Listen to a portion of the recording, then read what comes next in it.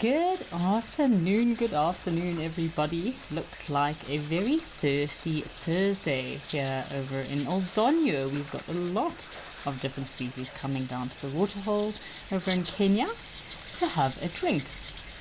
My name is Kerry Dupree and I will be your guide for the afternoon. Just a reminder that this is a live and interactive experience, so please feel free to send through those questions and comments. My goodness, look at all these animals. So just a reminder, there is a QR code on screen now that you can send through those comments and questions, and you can also use the WhatsApp line.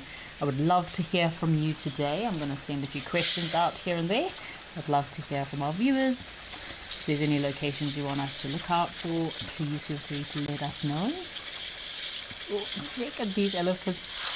So it looks like a usual setup here in Oldonyo. So our big elephant bulls taking up way too much space at the waterhole, while we have eland, giraffe and oryx all patiently standing by, waiting for an opportunity to come down for a drink.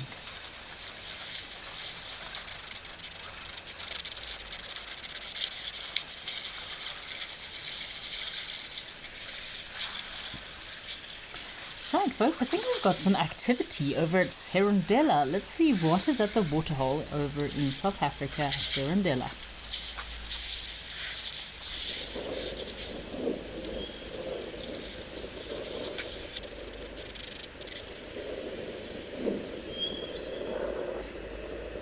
Hello, Mr. Hippo. So we have been watching this male hippo, in this pan at Serondela over in Thorny Bush the last couple of days. It's been quite entertaining watching him being surrounded by elephants. He seems quite unperturbed, just kind of lies in the middle of the pan, very patiently allowing the elephants to come and drink around him. I don't know if I would be so cool, calm and collected as a cucumber like this hippo if I was surrounded by herds of elephants, especially when they get a bit frustrated, start fighting with one another. But he seems like quite a relaxed hippo. I think he's enjoying this little pan that he has found, although there's not much water in this pan, so I don't know how long he's going to hang around for. Ooh. So hippo's skin is quite sensitive to the sun, and they cannot really spend too much time in pans that are very shallow. So they would need to move from one pan to another pan in order to find enough water to cover their skin. Their skin is so sensitive to the sun. Oh, look at this hippo's fluffy little ears. I think something has caught his attention. I do love hippo's little fluffy ears. They almost look like they have these fluffy Shrek-like ears. Oh, what's happening? Typical defensive behavior here. I don't know if something touched him or something has irritated him in some way. Oh, maybe there's people on a walking safari. Maybe there's some other animals close by. Maybe those leopards have come back. That would be pretty exciting if those leopards come back. I know there were 2 leopards that were seen the other night here at Serondela over in Thorny Bush. Pretty epic to see 2 leopards on the cameras coming down at night. This hippo doesn't have this aggressive behavior towards elephants. As I mentioned, he's very chilled and very relaxed around the elephants. I don't know what would irritate him like this. We've got some comments coming through. Malika Strand, thanks for your comment. Wow, nice close-up. Yes, Malika, very nice close-up. Hippo. Sorry, folks, I think we had some challenges with our camera there. We've just linked across to Mwela Lodge in Botswana, where we are seeing quite a large amount of zebra. These zebra are forming quite a large migration across Botswana at the moment, as well as wildebeest. We can keep our eyes out for wildebeest too. So they're all migrating, looking for greener pastures and more drinking areas. Fuzzy Dunlop, happy Thirsty Thursday. Yes, Fuzzy Dunlop, it does look like a Thirsty Thursday out there today. Not surprised the animals are thirsty. I know it's been quite warm in southern Africa. Seems like on the drives on our safaris it has been quite warm as well. The naturalists have been mentioning the heat. Steve was hiding in the shade yesterday along the riverline, trying to get out of that blistering heat. Dark Main Lover, good afternoon. Thank you for joining us. Malika asked a question: do hippos move from one water source to another?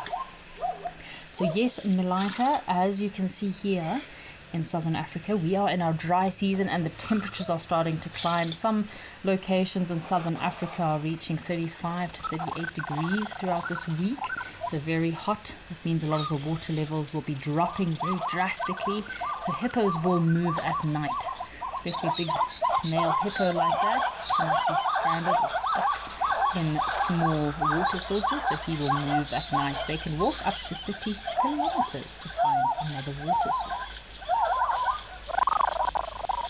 Listening to the sounds of the zebra.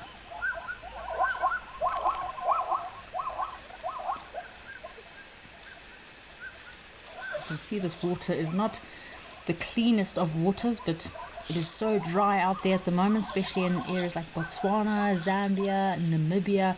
The water table has surely dropped quite a lot in the last few decades, so it's giving us a very small amount of water for these animals to have to survive off during this time of year. Luckily, wild animals have very strong immune systems, and they are able to drink this brackish water that might not do so well for us humans in our stomachs.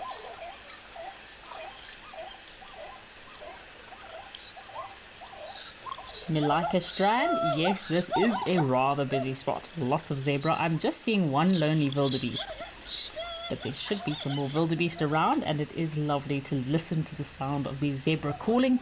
So again, there's a huge amount of zebra that are all forming this migration throughout Botswana, as well as in Kenya, Tanzania at the moment. So lots of zebra moving through these areas, moving through this riverline, looking for water, looking for greener pastures. There's a huge amount of animals that are in need of food, so they form these migrations, and it's so crucial for them to find these little water spots where they can spend a bit of time, maybe rest in the shade, have a drink before they continue their migration.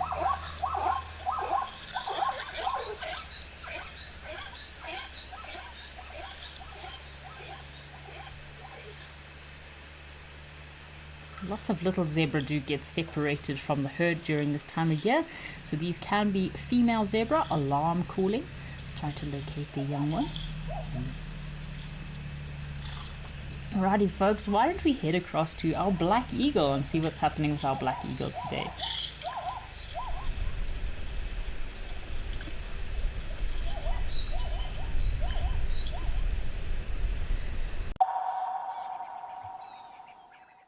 For years we've shared virtual wildlife. Now let's experience it for real. I'm Lauren Arthur, and I'd love to show you my amazing home here in the Greater Kruger of South Africa. This 5-night journey is an exclusive connection to my piece of untamed Africa. I live here in these gorgeous landscapes surrounded by epic wildlife. The wild is calling, so come and join me.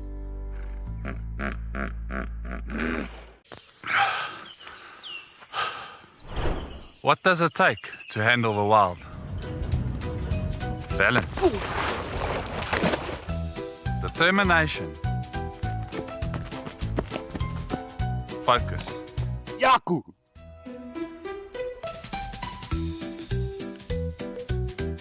And gear that can take a beating so you don't have to.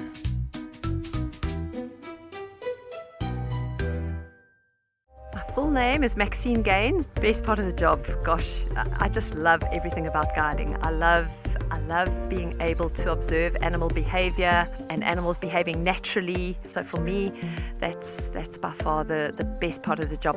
And so what we do here at Wild Earth is develop those connections with the people that are viewing, and maybe just light a little spark that says, you know what, I want to be involved in protecting this ecosystem.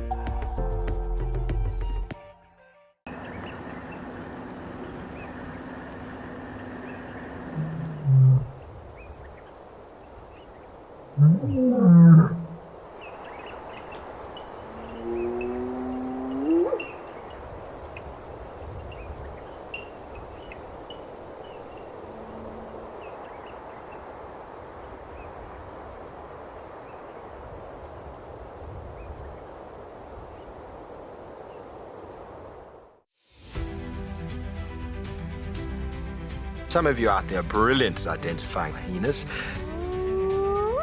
Now, why do you think people have got this huge misunderstanding about reptiles?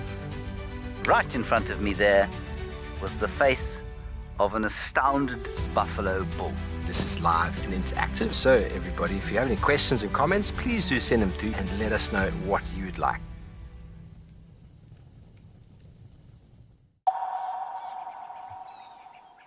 Fledged, so started to kind of fly around the nest. They always come back for the first few weeks because he knows that the adults are most likely to feed him. It kind of gives these black eagles a bit of a start in life. That's probably why he's here having his lunch right now. It takes a lot of energy and effort learning how to fly, but this little black eagle does still have his training wheels on, and he is learning how to fly. So in the early hours of the morning, if you struggle to sleep or if you wake up quite early, you can tune into this camera. The last 2 or 3 days, it's been really entertaining watching this little black eagle jumping about on the nest, flapping his wings, strengthening for becoming a big eagle and leaving the nest, shall we say. So Cameron is asking, is our black eagle eating a hyrax again today? So Cameron, yes, it does look like a hyrax or rock dussie that this black eagle is feeding on. The primary diet of the black eagle or Verreaux's eagle is about 90% of the food that they feed on are these little hyraxes or rock dussies, and it's perfect because look at this environment that they live in. They often nest on cliffs, and that's to protect their young and their eggs from any predators, and in these rocky areas that's where you do find a lot of those little hyraxes or hyraxes or rock dussies. To put most of the food that they eat, although they do catch snakes, they'll catch monitor lizards, small primates, other birds, smaller birds as well. So yeah, they do have quite a varied diet, but so far that's the only thing I've seen brought to this nest is hyrax is on the menu. Well, looks like the adult black eagle is giving itself a bit of a groom. We have a question here from Jed. Jed is asking, are black eagles the biggest raptors in South Africa? So Jed, black eagles are a very big raptor, yes. They do have a wingspan of about just over 2 meters, and they can weigh, these birds at an adult size, can weigh about 4 to 5 kilograms. So it is one of the largest raptors in South Africa, although the Marshall eagle and Cape vulture, I would say, are much bigger, and crowned eagle. So I'd say he comes in top 3 or top 4 of the large birds of prey in South Africa. So the Marshall eagle has a wingspan quite a bit bigger. So Marshall eagle's wingspan is 2.5 to 2.6 meters as opposed to this black eagle, which is just over 2 meters. And your Marshall eagle is over 6 kilograms, so 6 to 6.5 kilograms, as opposed to our black eagle, which is about 4 to 5. So imagine the weight of these incredible birds. But then we have our Cape vulture, which is also weighing in at about 2.5 meters, a wingspan, and a weight of a Cape vulture is about 7 to 11 kilograms. So yeah, one of the big birds of prey in South Africa, but not quite the first. I would say he comes in at 3rd or 4th place on the scale of our large birds of prey here in South Africa. It's been such a privilege to watch this little black eagle grow. I was just remembering the other day seeing this little guy as a little ball of fluff. You could barely see him in the nest. We have another question from Kim, and Kim's asking, do all eagles glide? So Kim, yes, all eagles can glide, but how much they glide depends on the species, their habitat, as well as their hunting style. So this black eagle, your Marshall eagle, your tawny eagle, your steppe eagles, they are generally built for soaring. They have very long gliding flights, and they do use thermals, which is the rise, cold, warm air rising, which helps to pull them up into higher parts of the sky. But you get your forest birds, like your crowned eagle, that will glide less. They spend more time in the dense canopy in the woodlands hunting for monkeys. And then, of course, you have your fish eagle, your African fish eagle. They'll glide quite a lot in order to patrol for rivers, lakes, and new habitats. I feel like our black eagle, this adult, might take off soon. So Joey is asking, how does the black eagle interact with other birds of prey? So Joey, of course, any bird smaller than these big raptors is considered prey. So smaller birds would definitely not interact with these large birds of prey and would hide, like our little wax bills will often hide in very thick and dense vegetation. But I have seen interactions where black eagle and your tawny eagles had a bit of an interaction and were fighting in the air. So they can be in competition with other big birds of prey, especially when it comes to food. So they can fight for food. But generally, black eagle will also stay away from birds that might be bigger than them. So just like in the human world, you'd never mess with someone that's bigger than you. But if someone's the same size or smaller than you, then you're more inclined to feel confident that you might be able to overthrow them in a bit of a battle. But yeah, generally any birds that are bigger than the black eagle, they wouldn't consider messing with at all. So Dylan is also asking a question about this incredible nest of our black eagles. So Dylan is asking, do they always build their nests on rocky outposts like this? So yes, Dylan, black eagles do like to build these nests. Some of these nests can measure up to 2 meters in height and a meter in width, and they will use these nests year after year. They'll normally pick a perfect little habitat or territory, should you say, that they'll use. They'll guard this area while they have their chick. They never really fly too far from the nest, so that if there is any problems on the nest, if the chick alarm calls, they're close by. But yeah, generally black eagles mostly will nest on cliff edges. That's a perfect place for them. They have so many predators out there that would love to feed on their eggs as well as their chicks. And the predators for these big birds are baboons as well as leopard. So that's why they need to nest on these very sloped cliffs in order to protect their young. Cameron is asking another question about our black eagle chicks. Do you think it's easier to catch a hyrax for black eagles? If not, why do you think they eat hyraxes so much? So Cameron, as I mentioned earlier, I think it all has to do with their habitat. So the area that these black eagles occur in are areas that have very, very big mountains, lots of cliffs, lots of ridges, lots of rocky outcrops, and that's a perfect habitat for these little hyraxes. Yep, unfortunately this is a tiny little hyrax that our black eagle chick is eating. But yeah, it's the most abundant prey species that would occur in the black eagle's habitat. And these hyraxes, since they make up such a large portion of their diet, these black eagles are very much dependent on surviving on these hyraxes. So if there's a decline in the hyrax population in an area like this, the black eagle population would also decline very quickly. Same as leopards. In very rocky areas like this, leopards are also very much dependent on hyraxes. There's been quite a few studies done in Zimbabwe in a place called Matopus National Park, which is kind of central part of the country. It's a very rocky, hilly area. And they noticed that the black eagle population was not doing so well, and the leopard population started to plummet, and they were not seeing many leopards or black eagles.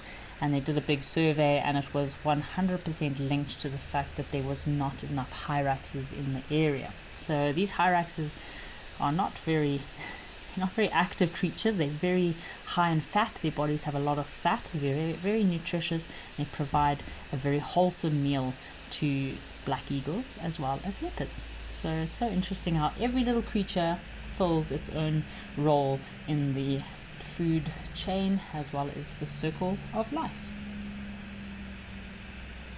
So David is asking if black eagles are affected by deforestation. David, I would more say that crowned eagles, forest eagles or birds that spend more time in the forest, your little raptors that are restricted to forest, crowned eagles that hunt in the forest, I'd say they are more more dependent or would be more affected by deforestation. Black eagles not necessarily affected by deforestation, but definitely affected by as I mentioned earlier, their loss of food supply, which are these hyraxes. So unfortunately, hyraxes are not just sought after by wild animals. Humans do love to eat hyraxes too. I've never eaten one, so I cannot mention how they taste, but as I mentioned, they're very high in fat, and people do love to eat hyraxes. So in areas where you have too many people living too close to wildlife and a lot of poaching, that's where you will also have a decline in black eagles, leopards, because their food source is dwindling. But it's really awesome to see how in these areas like Matopus, I know they have started protecting these little hyraxes. Alrighty folks, let's head across to Tau. I think we have some birds waiting for us.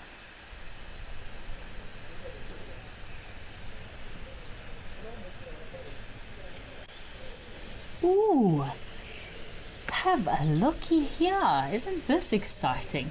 So we're at Tau and we've got some ostriches, which is quite funny because I know Ralph started his drive yesterday afternoon with some ostriches. I've been watching all the safaris so that I can catch up on any of those Kenyan updates. So it's been great to see all the naturalists out there doing their thing. And I saw that Ralph started his very windy afternoon sunset drive yesterday with an ostrich that was hiding in a bit of a drainage line from the wind. So this is a male ostrich on the right, and we have a female ostrich on the left. They do normally occur in pairs, although you can get solitary males and solitary females. They normally meet up, or when you find males and females together, it's normally only when they're kind of mating or when they have a nest. So they could be nesting at this time. What month are we in? We're in September. So I do know between South Africa, Zimbabwe and Zambia, the nesting of ostriches is between August to October. It's a good time for these ostriches to nest, and these male and female ostriches are very protective over their nests.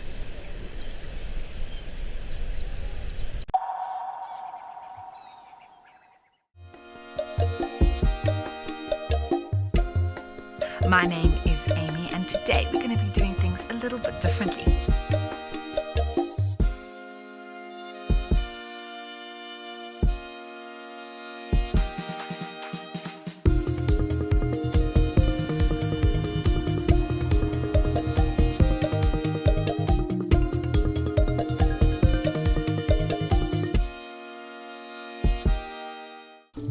Impact Foundation is a non-profit that uses the power of wildlife storytelling as a force for good. We create sustainable development projects that showcase conservation stories, empower people, and inspire environmental action. As a registered South African PBO, you can make a tax-deductible donation to the Wild Earth Impact Foundation. To find out more, visit our website.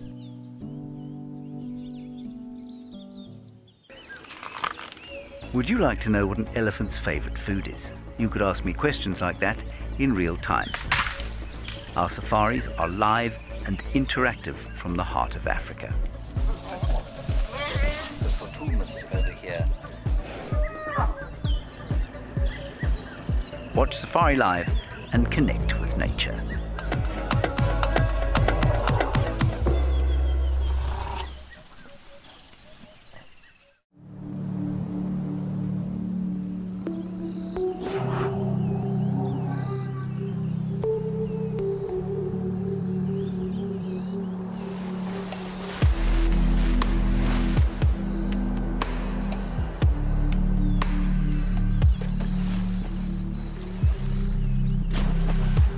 Hyenas love bathing.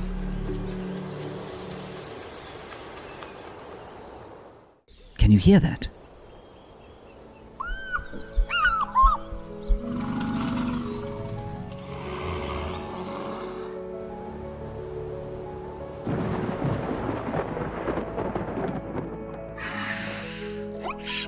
The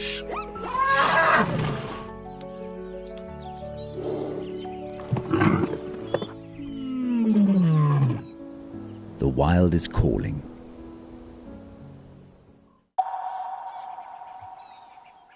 Their necks, and this is specifically to attract the attention of the females, and this is a hormone, so it's the increased levels of testosterone that are elevated in the males and boosts the blood flow, causing this pigment in the skin to become more vivid. So it's very bright red flush, and it signifies that the male is now sexually active and he is ready for mating with the female. So apparently it's something the females really like to see. So it can... Oh, we have some elephants also joining us. How delightful is this? Big male elephant coming down to the waterhole.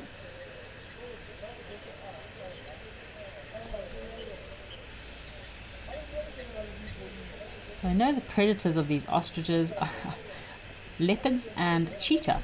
It is very... I know ostrich can run very fast, but they are not very intelligent.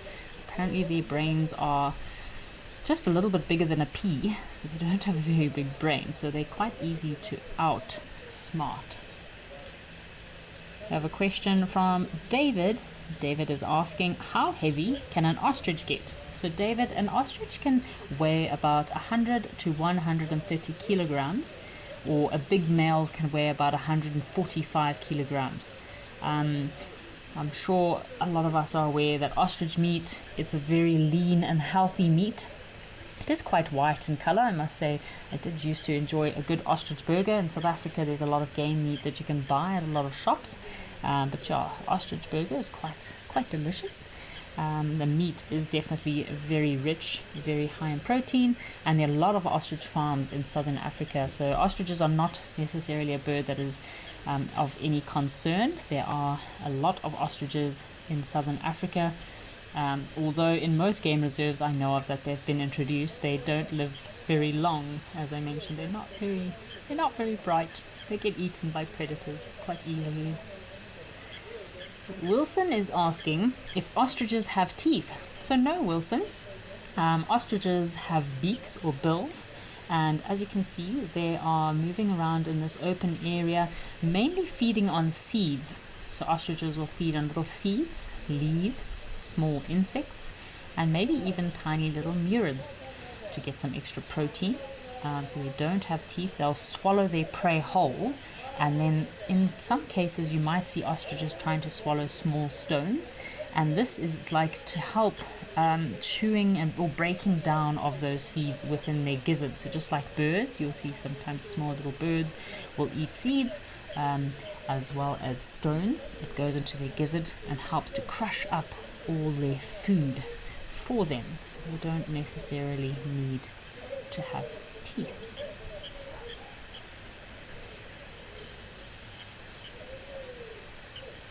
So Dylan is asking,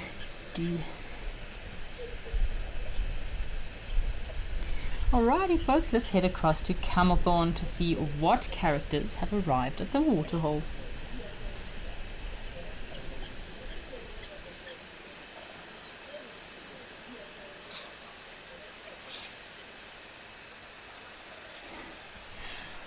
Alrighty, so we've just linked across to Camelthorne here in Botswana.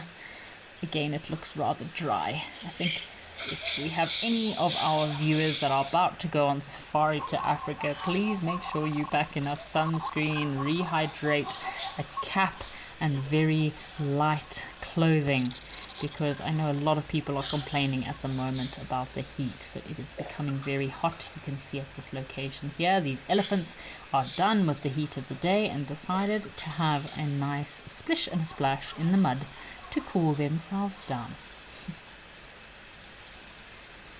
So Dylan was asking a question just about our ostriches, about do both male and female ostriches care for the eggs and chicks. So yes, Dylan, ostriches will form pair bonds during the breeding season. They'll both sit on the nest. They will take turns to sit on the nest, and they both look after their chicks together. As I mentioned, they are very aggressive. in protecting their chicks. You do not want to get caught raiding an ostrich nest in the wild, I can tell you that much, or trying to steal one of the chicks, because those parents will come after you, and a kick of an ostrich, that very sharp claw of theirs, can rip flesh very easily. So if you do ever get stranded in the wild and you feel like your only option of food is to raid an ostrich nest, please make sure that there's none of the parents are close by, because you definitely will regret that decision. They are very protective parents, those ostriches.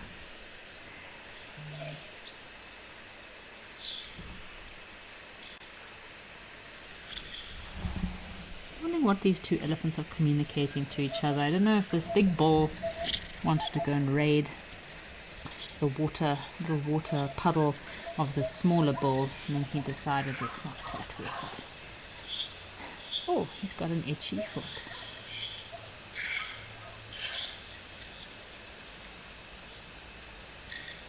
So these big elephant bulls will come down to these little pans or wallows during the heat of the day. Elephants, unlike us humans, they cannot sweat, so they need to cool their bodies down manually by splashing water all over their bodies, which the water and mud gets stuck into the little wrinkles in their skin, helps keep them cool for a very long period of time. They also flap their ears. There's lots of tiny little blood vessels in the elephant's ears, and by flapping them open and closed, not only does the air circulation cool them down, but it also cools down the blood within their blood vessels in the ears, and that then circulates cool blood throughout their bodies.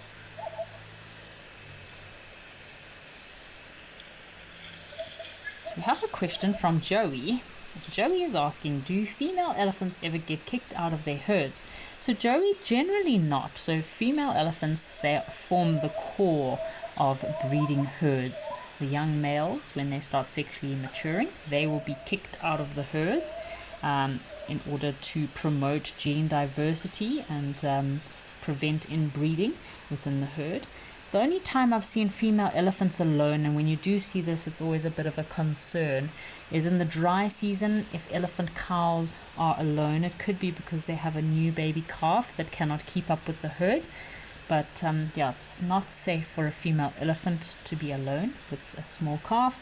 Or I have seen very, very old elephant cows that are probably on their last few months that again cannot keep up with the very fast moving herd, and they end up lagging behind and getting left behind.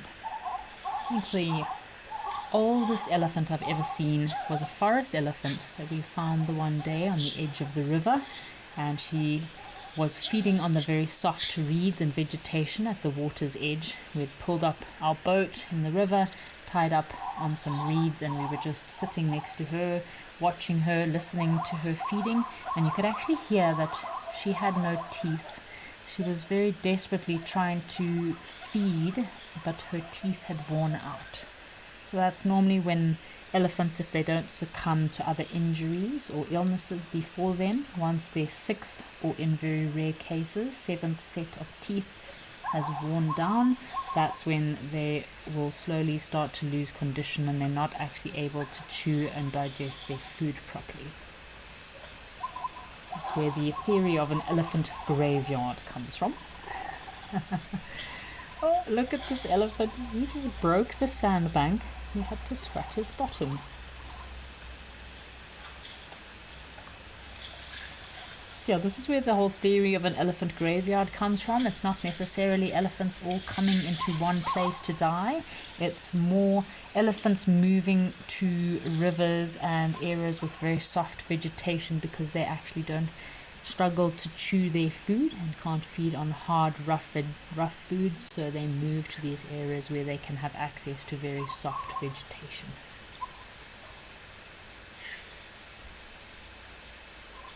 This elephant obviously has very itchy legs and a very itchy bottom. Oh, we've got some more zebra all coming down that ridge at the back there, coming for a drink.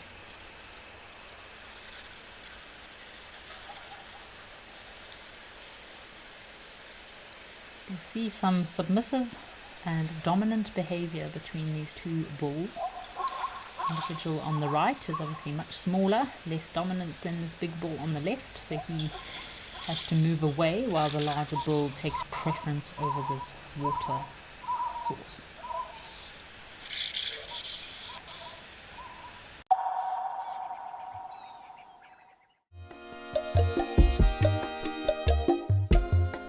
My name is Amy, and today we're going to be doing things a little bit differently.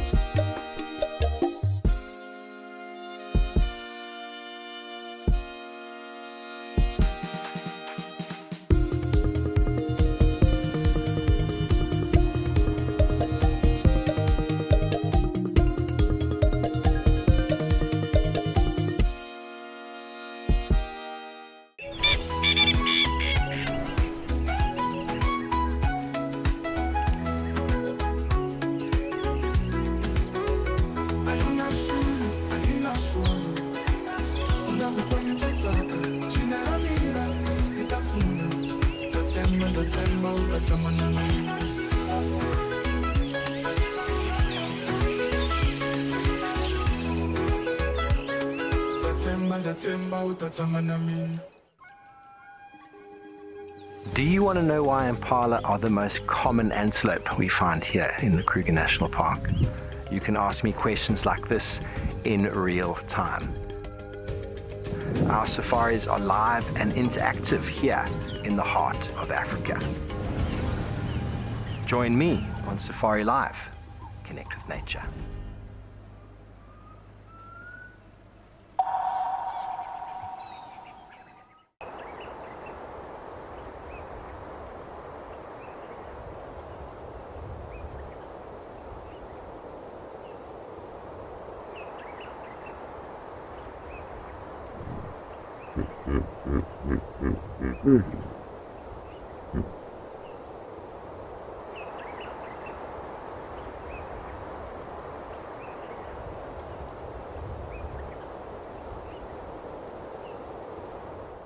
Out here, every wild moment counts, and as a wild earth explorer, you will not miss out.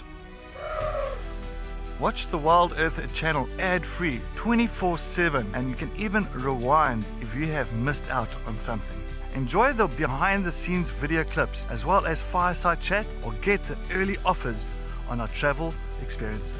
It's the best way to stay connected and be part of the Wild Earth family.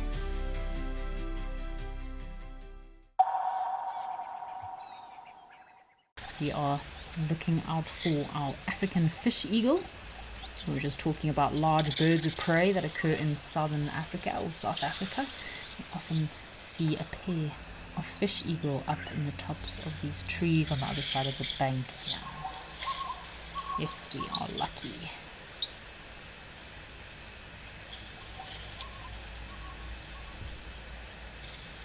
It's just incredible to look at this landscape and imagine what it would look like in this area if this river line was completely flooded. I mean, it was probably millions of years ago that water used to course through this ancient river line.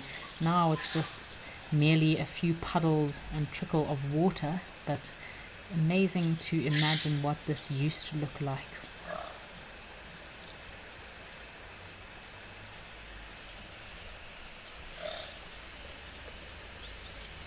And obviously in many parts of Botswana and Namibia we have these inland salt pans. So to think that the ocean used to come so far inland to create these salt pans, which is very prominent in the salt that has been left behind, but also calcrete. So calcrete is a very good indicator of an inland lake or inland ocean movement millions of years ago. Like this elephant, this young elephant in the middle, he's kind of trying to feed on some grass. You can see he's using his foot there to dig at some grass.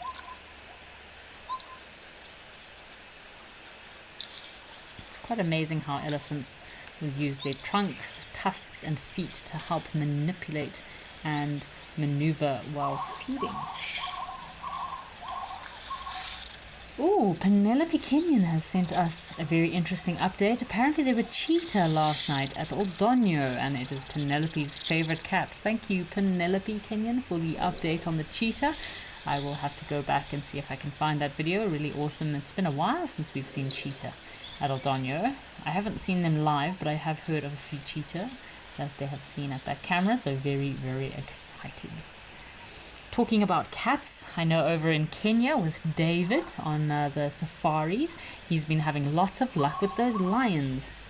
From the Topi Pride, there's been some male lions feeding on a dead hippo carcass that I watched from yesterday afternoon sunset safari, so very cool to see all that lion activity in Kenya on the safaris.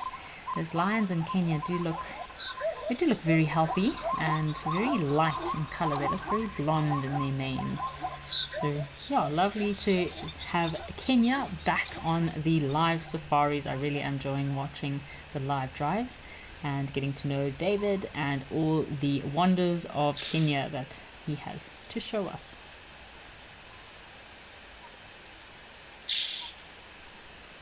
So Wildlife Lady has sent through her comment. Good afternoon, Wildlife Lady. Apparently it is your last time watching for 10 days as you are off to Madikwe. Oh, that is very exciting, Wildlife Lady. I hope that you will go to Tau and make a very nice bird list for yourself. Enjoy your trip to Madikwe, Wildlife Lady. Oh, and look what we have here. We have some more elephants in kind of on the left hand side of the screen and on the right hand side of the screen. Looks like some very thirsty elephant bulls rushing down to the water. Shame they look rather thirsty on this thirsty Thursday. Look at these giant elephants.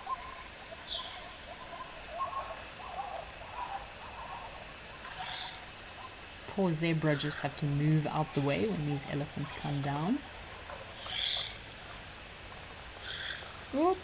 What's happening with the zebra? They seem to have gotten a bit of... Oh, yep.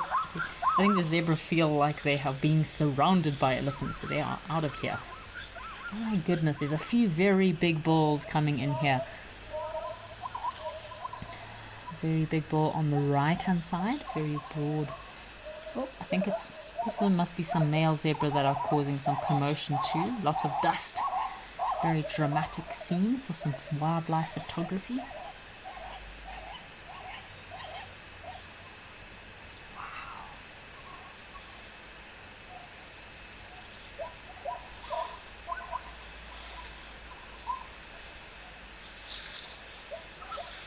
I wonder what our two fellow elephants that we've been watching, these two bulls closest to us, what they're gonna think of all these newcomers coming to take their watering spot. Oh, there's more elephants coming. Wow.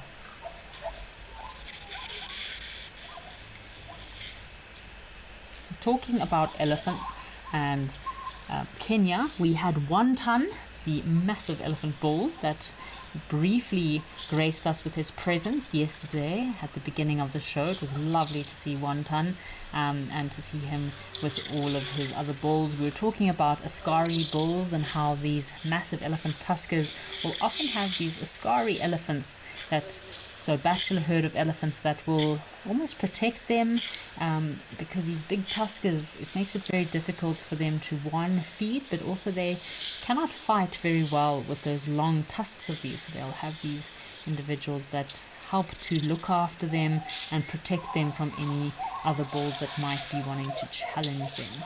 These are all elephant bulls here. When I found out the story of One Ton and regarding his name, I was a little bit confused about the story and how he got his name.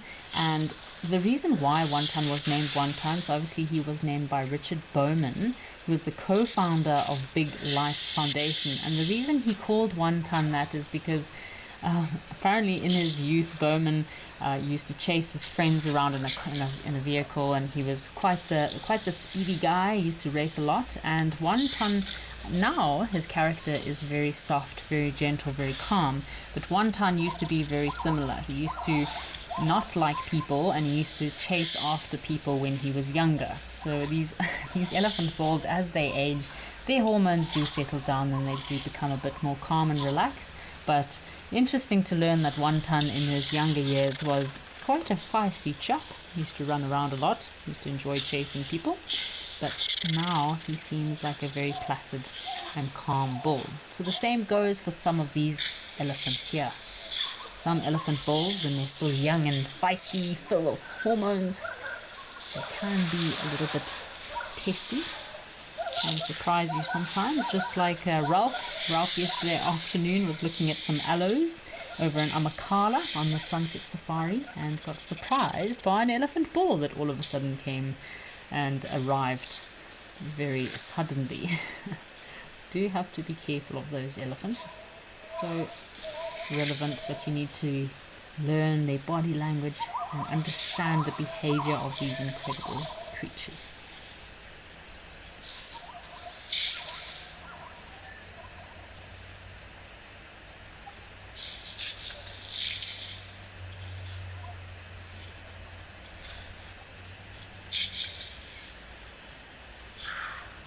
So I think the reason these elephant bulls are here and going after this water source is there's probably 2 outlet pipes. So this is probably a pumped pan, and that's why the elephants are coming to get the water directly from the source.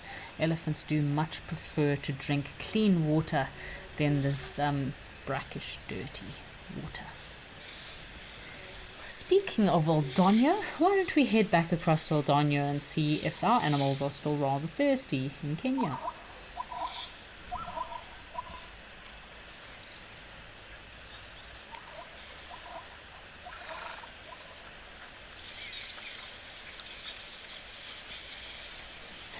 It looks like a rather cloudy day over in Kenya. Seems like we've still got all of our elephant bulls around. Apparently Wonton was here earlier today, but he didn't hang around for very long to show himself. I know when Wonton does come through to the cameras, he doesn't always, or come through to this pan, he doesn't always hang around for too long. He might be in the area, come for a drink for a few days in a row, then we might not see him for a week to 2 weeks, and then he'll be around. But he doesn't hang around too long. I mean, some of these bulls, I've seen them staying at the waterhole for the entire show of Live at the Waterhole, just resting, enjoying hogging the pan, as these bulls are doing right now. The zebra are trying to sneak in there for a drink very cautiously.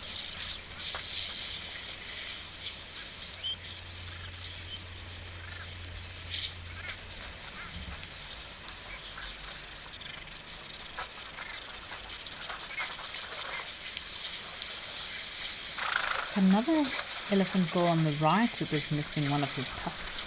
He's been at this waterhole quite frequently this week, so it's interesting how when you watch the show and you spend a lot of time watching the Africam cameras, you get to learn specific individuals and recognize some elephants that come through. Shame these poor zebra. Oh, there's still some giraffe around. They're patiently waiting for a chance to have a drink after these elephant bulls are done.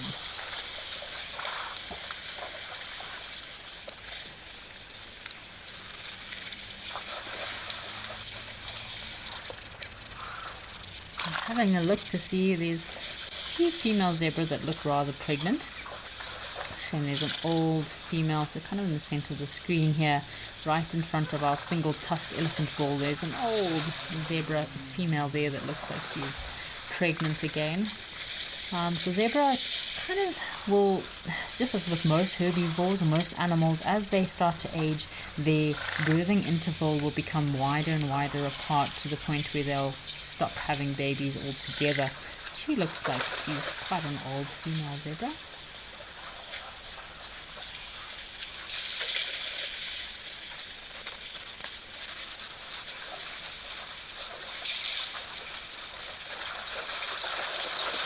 These two species, zebra and elephant, probably the most feisty waterhole creatures that I know of, do not like sharing.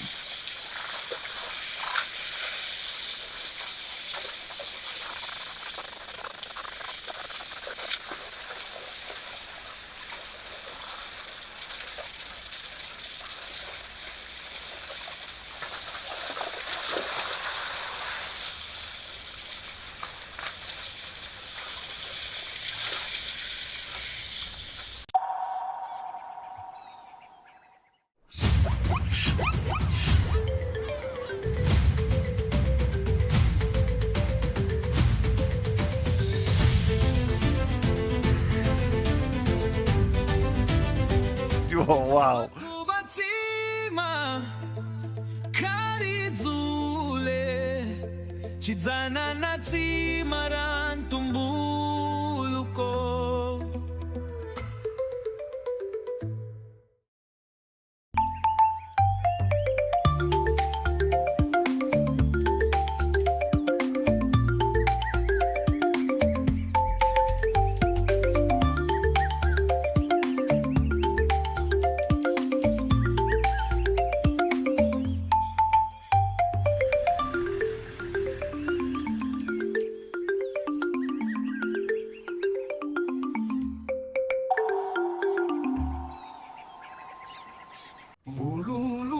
Would you like to know at what age a buffalo calf gets its horns? These are questions that you can ask me in real time. Our safaris are live and interactive here in the heart of Africa.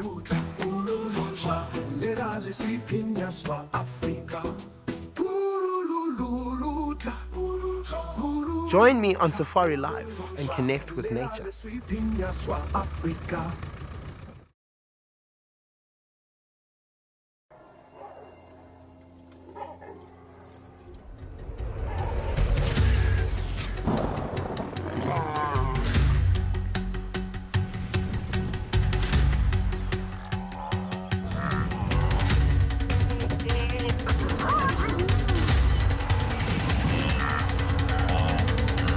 The greatest wildlife spectacle on planet Earth. We'll see you there.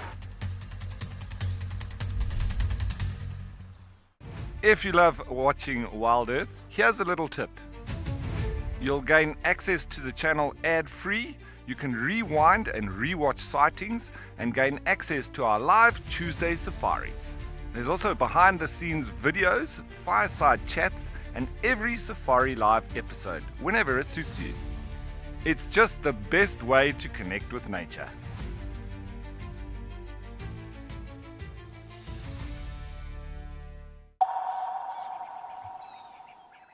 Have a looky here. Oh my goodness, it's been quite some time since I last saw buffalo over at Victoria Falls. Isn't this a lovely scene? So this is a lovely lodge to come and have a lunch or come and watch the vulture feeding at in Victoria Falls. If you were sitting here having a lovely lunch watching the waterhole, you'd have a whole herd of buffalo coming down for a drink. We've got a question from Hillary. Hillary was asking about elephants, female elephants. What are signs there are to tell if a female elephant is an estrus? So signs of a female elephant being an estrus, or she's ready to mate, of course, are her scent. The male elephant will be smelling that female elephant quite persistently, trying to smell if she is in season. She might have behavioral changes. She might be restless, quite vocal. But physical signs, there might also be some swelling or reddening or a bit of a discharge from her vulva. But it is a lot more difficult to tell if a female elephant is an estrus compared to a male elephant. Frida is also asking what hormonal changes occur just before an elephant goes into labor. So Frida, I have noticed there are some plants that elephants will tend to feed on a lot more just before they go into labor, just like the bark of the silver cluster leaf or Sericea, Terminalia sericea. But yeah, generally just before an elephant gives birth, her body does go through quite a lot of hormonal changes, very similar to mammals, but it will be stretched over a long period. So a female elephant's gestation period is about 22 to 24 months, depending on if it is a male or a female. So this elephant, her estrogen levels will increase. She'll also have a bit of fatal signs, so the calves do help to trigger labor, so fetal signs, so she might give a bit of a discharge from her vulva as well. But with elephants it's quite difficult to tell. I haven't witnessed too many elephant births. Isn't this so lovely to see this herd of buffaloes? It looks like a very healthy population of buffalo, nice healthy herd of buffalo here. I do love how buffalo, they don't really care, they just come straight into the water and they just covered in water. They're lucky, these buffalo are lucky they're not in the Mara right now, otherwise they'd probably be taken by a crocodile. But the crocodiles in this pan are just tiny little crocodiles. They're not really harmful to these buffalo. So George is asking, do buffalo form a defensive line against predators? So George, yes, very good question. George, generally in a buffalo herd like this, the females are the ones that will actually lead the herd, and the bulls will follow up from behind. And the idea of that is they will be forming a bit of a protection layer to prevent predators from feeling like they can just sneakily sneak up from behind on these buffalo herds and take out the weaker calves and cows. So that is a bit of a defense that these buffalo have.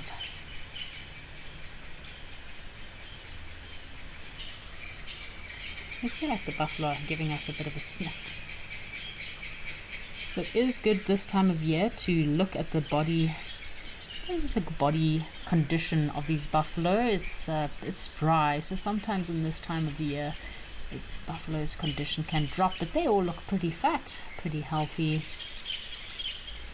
We have another question from Dylan, and Dylan is asking, does the selfish herd theory apply to buffalo? So Dylan, yes, the selfish herd theory does absolutely apply to buffalo, because so kind of how it works is individuals in a group reduce the personal risk of predation by moving towards the center of a group. So that kind of allows others to take the outer positions where predators are more likely to strike. So older, larger bulls, who might be weaker individuals, often end up on the outside, acting as a bit of a buffer zone for the rest of the herd. I'm trying to count these buffalo, but there are so many buffalo you can almost not even count them. Must be at least 50 to 70 individuals. Alrighty, while these buffalo make their way out, let's head across to Tau and see what's happening over in Tau.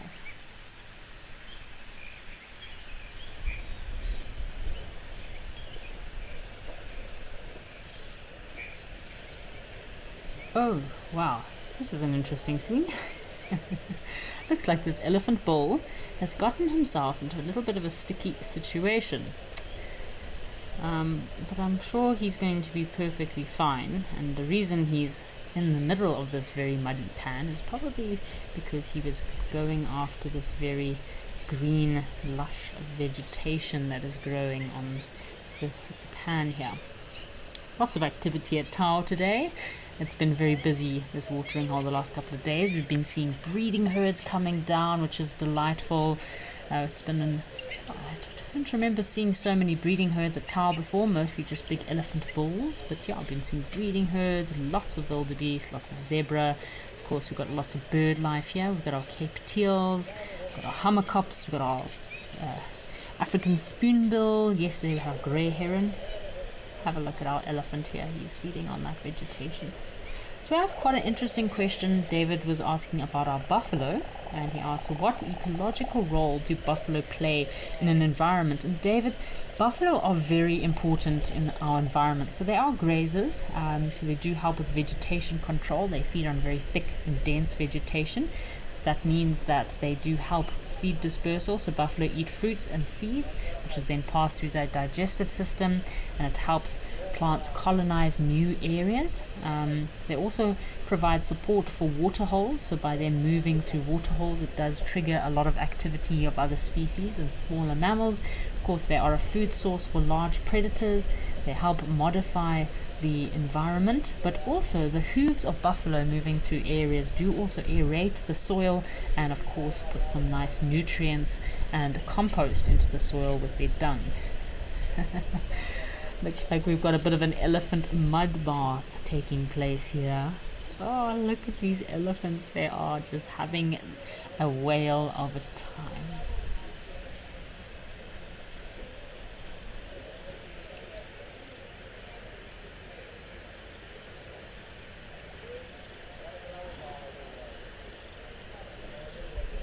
Of course, it's the there's even a cow in there. How unusual. So there's a big female elephant that's also down in the mud, but seems like a little nursery of youngsters, a few very small individuals, probably 6 to 8 months, and a few sub-adult males that are just having such a good time coating themselves in mud. I guess that is one of the perks of the dry season, is that in winter months you don't often see elephants swimming and mud bathing, but as the temperature is changing, it's getting nice and warm out there, it pushes these animals to loosen up a bit and just go and have a great time in the mud. Oh, look at these youngsters. So lovely to watch.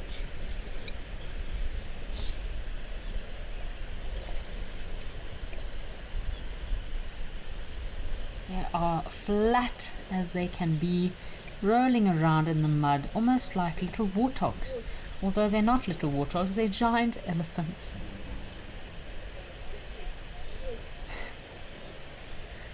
I feel like it's every child's dream the minute you walk past a mud puddle or a little puddle of water. Just want to jump in there just like these elephants. They cannot help themselves.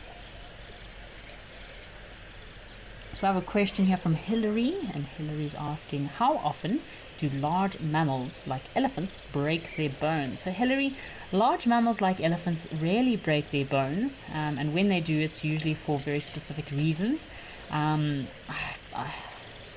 I've probably seen a handful of elephants with broken limbs, to be honest. Mostly it'll be the elephant bulls while having fights. So fractures are uncommon. Elephants do have very strong and dense leg bones. I'm sure if you've ever been on safari and your guide has showed you an elephant leg bone or femur or tibia, it is massive. So their skeletal structure does distribute stress very efficiently while they are walking and running. They do navigate through different terrains. They have very strong bones. So generally the breakage is only occur during fighting, maybe if they've had a fall or old age or deficiencies. But interesting you asked that, Hillary, because I've more commonly seen there's a lot of elephants in actually Zimbabwe and Botswana at the moment, not with broken limbs, but more deformities. And we're suspecting they're actually being born with these deformities. So I know there's a few veterinary teams that are working very hard and doing a lot of studies on these individuals. It's normally their back legs, and again, it's unusual that they're still able to walk, that they're still alive. But there is a lot of veterinary teams that are busy working hard to figure out why so many elephants nowadays are having these very unusual deformities. Although they're still surviving, they're still thriving, they're still able to live. So animals are very adaptable even with broken limbs. I know in predators, cheetah, wild dog are very capable of actually surviving and living with a missing limb. I know of a cheetah with 2 legs that was still able to survive. I mean, it had one leg in the front and then a leg at the back, and somehow it was still able to survive. I know it was helped quite a lot in the beginning and did need to go to get some medical attention at first. But wild dogs are also very capable of surviving with a missing limb or an amputated part of their limb, whereas lions, leopards, they do really struggle with missing limbs. So yeah, certain animals are just very adaptable to surviving with a slight handicap. These elephants just make you so happy.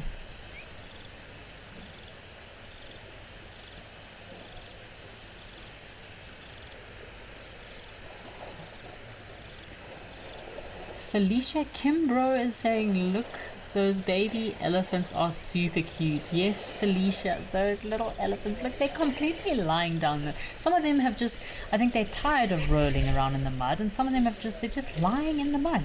Every now and then you see a new little piece of mud that starts moving. It is adorable. The whole family, which is, for me, you don't see very often the cows also having a good time in the mud. I think the youngsters made it look way too tempting, and the cows are like, well, it's a hot day, we're also going to join in some of this elephant fun.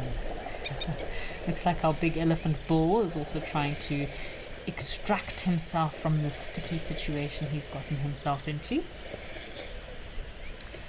So Joey has sent through a comment saying, afraid for animals and how they will fare with climate change.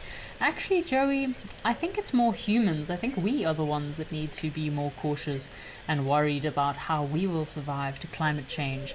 Animals have evolved and adapted to different environmental conditions for millions and millions of years. So I don't really fear much for... I mean, yes, there are a lot of animals that are affected by climate change. It's when it's a very drastic climate change that does affect animals quite a lot. But gradual climate change, it's amazing how animals can actually adapt to these environmental changes. So yeah, unfortunately, there are some negative climate change factors that do negatively affect many different species. But especially in southern Africa, I find most of these African savanna animals, they are so incredibly adaptable to different conditions and weather conditions. Oh, we've got some hummerkops here. And a little black crake. As usual, the birding here at Tau does not disappoint us. Looks like a juvenile black crake. Hasn't quite got his bright pink legs yet. Which makes me feel like I think I need to go birding sometime soon. These birds make me really have an itch for going and doing some birding. Look at all these birds. We've got our two African spoonbills today. We've got our Cape teals. I can hear common moorhen, black crake, hummerkops, Egyptian geese. Incredible.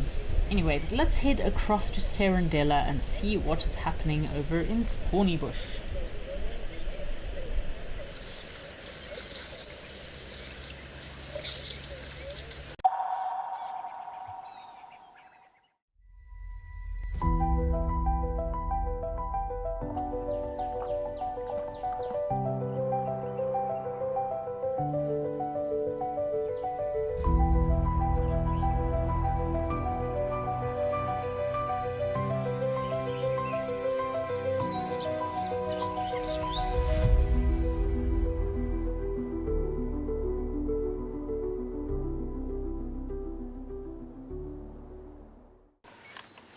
Even a hyena coming into the action as well now. Oh my word!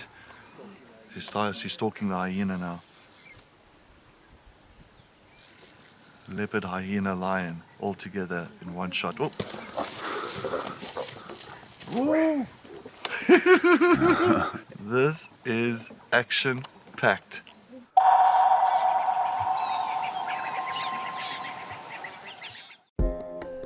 Would you like to know the difference between a male and female wildebeest? You can ask me questions like this in real time.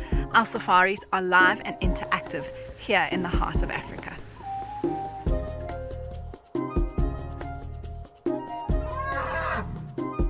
Join me on Safari Live and connect with nature.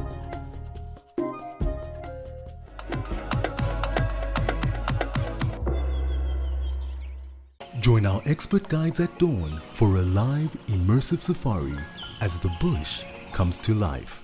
Found ourselves a chameleon, and look how he's changed color. Every sunrise brings new discoveries. Pound for pound, a leopard is one of the strongest cats around. Ask questions, share your thoughts, and connect with nature live and in real time. Great excitement, great happiness. Start your day with adventure. Out here, every moment counts. As a Wild Earth explorer, you won't miss a thing.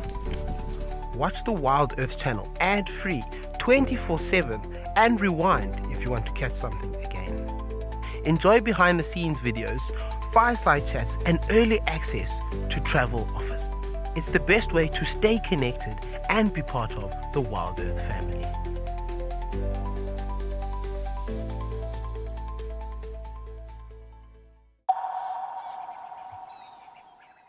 Down generations and generations of knowledge and information, mind maps to her daughter, and her daughter's daughter will then pass down to the next in line. So there will always be this lineage or this hierarchy of females or elephant cows that will then pass down this crucial knowledge and information so that the elephants know where to go, where it's safe, where there's food, where there's water. Imagine if elephants are traveling a long distance in the heat of the day with little babies at a crucial time in the dry season, if they don't find water in time, it could be fatal for some of the older individuals in the herd as well as those youngsters. So there's a lot of pressure that is put on the matriarchs of these herds.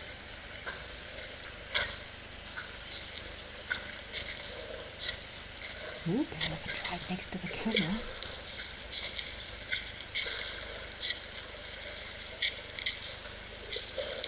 It's been a very busy waterhole. Oh, look, we've got a tiny little baby on the left trying to drink with his trunk. I'm not too sure if he's fully aware of how those muscles in his trunk work. So when an little baby elephant is born, they're not actually able to use their trunks very much.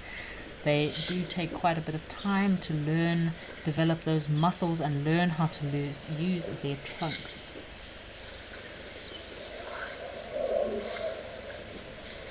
So we have a question here from Grant. Grant is asking, how can you tell when an elephant has a disease like TB? So Grant, as far as I understand, TB is more common in buffalo than it is in elephants, but with elephants it is a bit of a difficult disease to detect. So TB is tuberculosis. So elephants, it can be difficult to pick it up, especially in the wild, because the early signs are often very subtle. So a bit of a breakdown of the signs and symptoms of elephants is if they have TB. So you might hear them coughing. It's often quite difficult because by the time they start coughing, it's at a very severe stage. There'll be a definite difference in their feeding, so they might not feed as much. They'll probably be isolated by themselves. They might look quite sickly.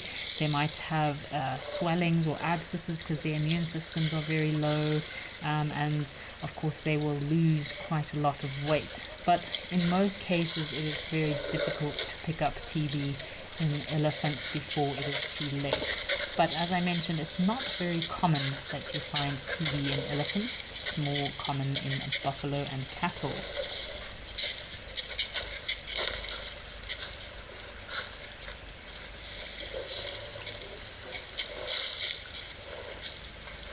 So we've got a comment from Mandau Morad. Sorry if I pronounce your name incorrect. Mandau is saying, I'm not sure they are the same herd.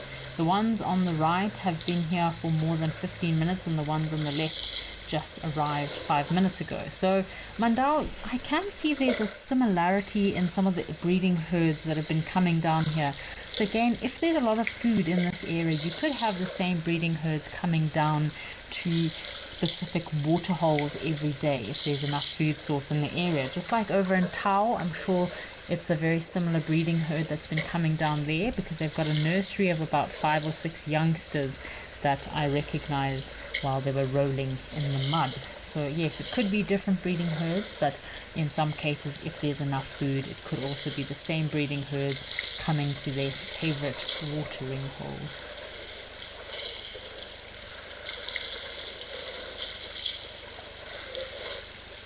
Look at these elephants and their lovely tusks. Very small tusks in female elephants.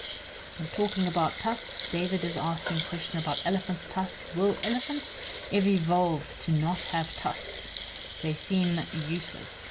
So David, tusks in elephants are actually very useful tools. They use their tusks. Females will use their tusks as tools, and males, so tools while feeding.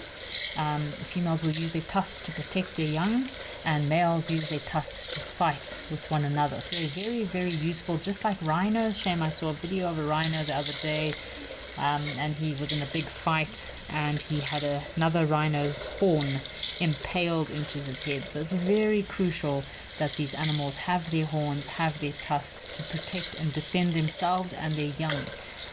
Elephants cannot evolve to not having tusks, just like rhinos. There's no way a rhino can. It's like saying us as humans, if you decide you want to be bald today and you can evolve to not having hair, it's the same thing. Tusks or horns, rhino horns are made of keratin. It's the same kind of compound in hair. Tusks, these elephant tusks are modified teeth, so there's no way they can stop them from growing. But what does happen is because so many of the big elephant bull tuskers have been killed or poached or hunted, there's more genes of individuals with no tusks. So it's the spreading of these tuskless elephants' genes that become stronger, and that's why we have more tuskless individuals. There's no way an elephant can evolve to not having tusks. And look at this little one and his tusks. Very formidable creatures with those tusks.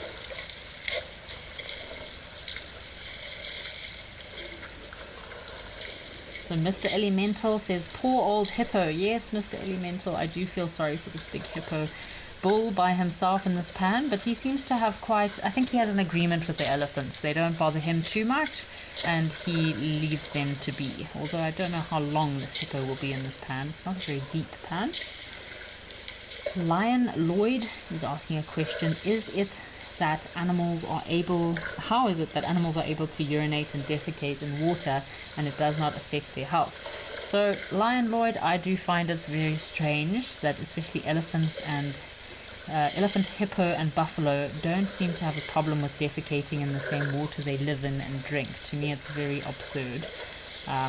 Very unusual, but these wild animals do have very strong immune systems, so they can handle a lot of bacteria that us humans would just never be able to handle in our stomachs.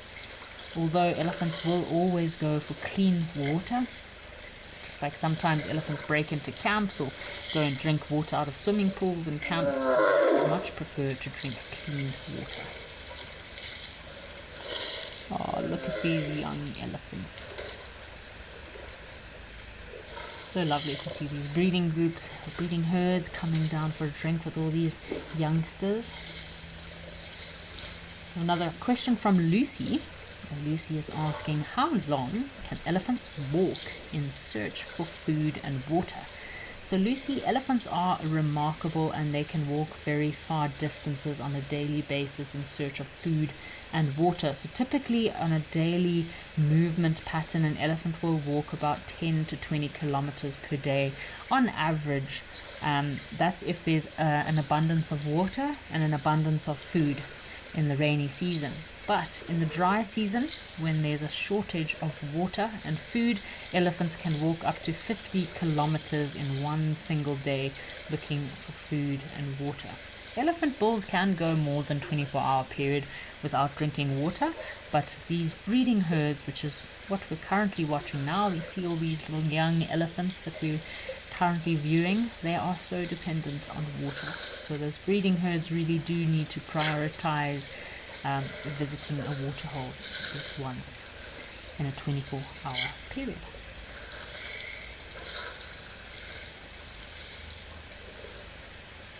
So Felicia Kimbrough is asking, we're talking about elephant tusks, and Felicia is asking, when elephants break their tusks, do they grow back? So yes, Felicia, in most cases, yes, elephant tusks will grow back, but in some cases they break very high up in their jaw, and I've seen in some cases they don't grow back, but in most cases they do grow back. You'll see some elephants might have one tusk longer than the other, at some stage in its life, just like this individual on the right hand side. At some stage in its life it has probably broken its tusk, and that's why one tusk is shorter than the other. Eagle Lover has sent a comment. Thank you for sharing your extensive knowledge with the viewers. You are more than welcome, Eagle Lover. Some questions I'm not always too sure on how to answer, but I find practical experience out in the bush, if you're not too sure on some particular questions, whenever I think back to, once upon a time I saw this or I saw that behavior, this interactions, it's always great to have this, not just a fountain of knowledge, but just a lot of experience out in the bush really does help you to understand wildlife, animals, interactions, behavior, and the bush a lot more. These two youngsters, one youngster is trying to drink water straight from the other one's mouth. Greedy little guy.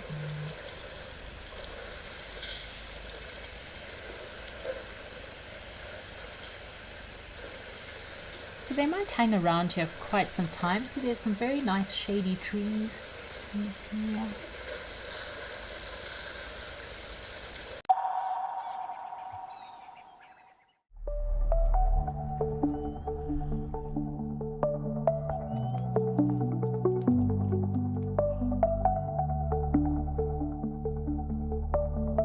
Let's go and take a look. See you out there.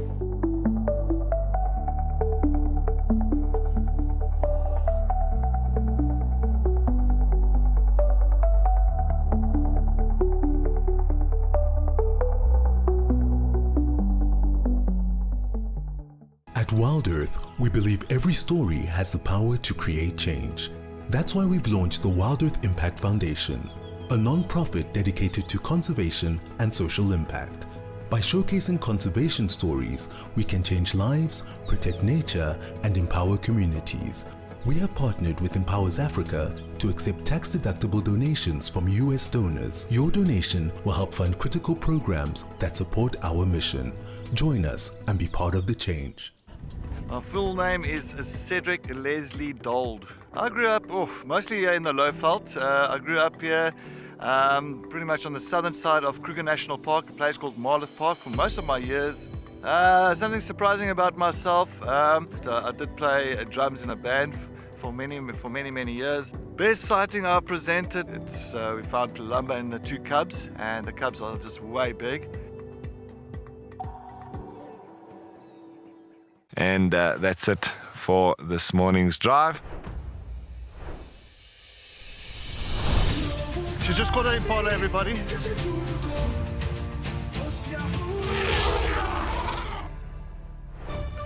And we're going to be heading out and seeing what animals we can find.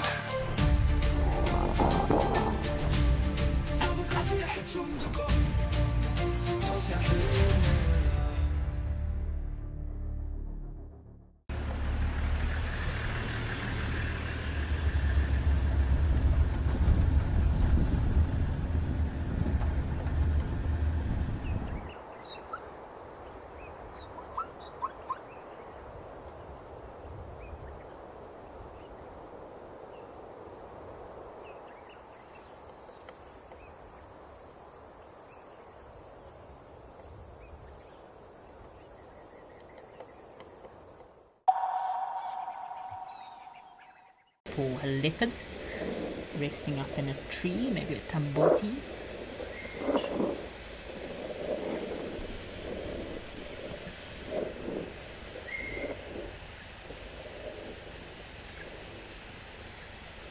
Alrighty folks, our elephants are heading off, so why don't we head across to Oldonyo, see what's happening in Kenya.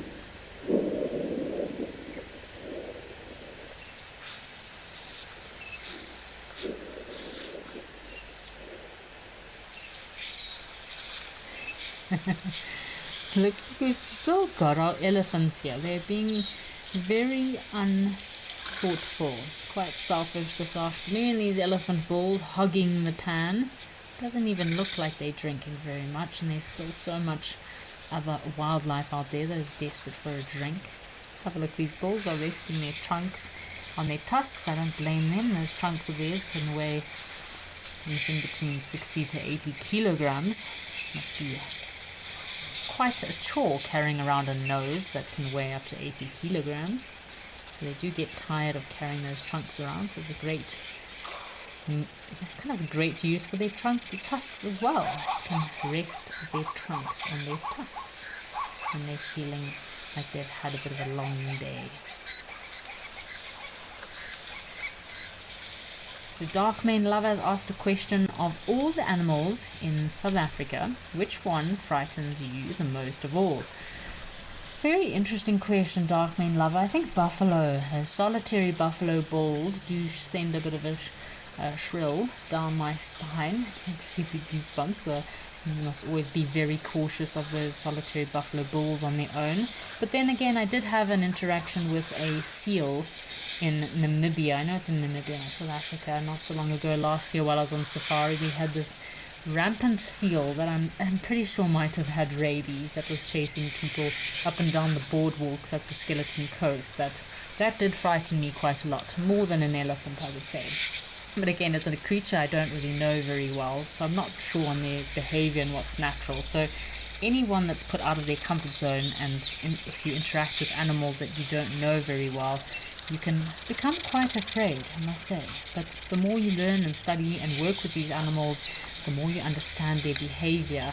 And yeah, fear fear is lack of knowledge. The more knowledge you gain about these species, the more you understand them, the less you fear them.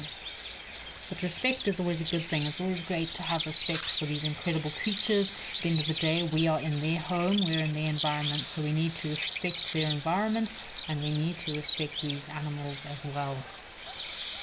In most cases, they don't actually want to hurt us. Animals do give a lot of warning signs before they charge or mock charge, so it's very good to listen to these warning signs of these animals. So these poor giraffe and oryx are desperate for a drink, still waiting.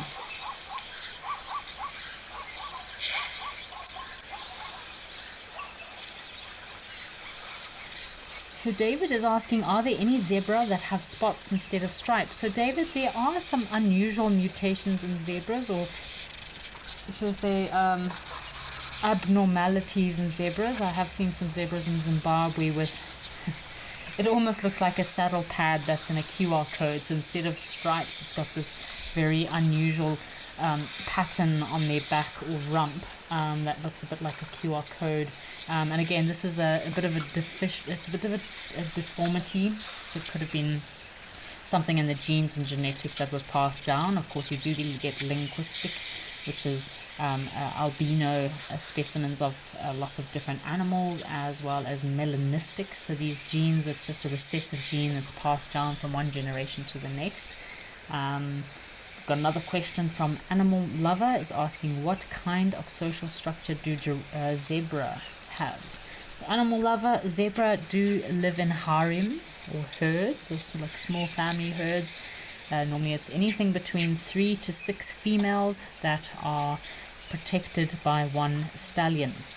But during this time of year, while a lot of these animals are forming large herds and making migration, and a bit of a migration in Kenya, Tanzania, Botswana, they will still stick to their herds, although they all mingle and mix together. That's why we do hear a lot of vocalizing and calling. They'll be vocalizing and calling one another. Got a very big tusked elephant on the left here. Look at that big boy. He's resting his trunk as well.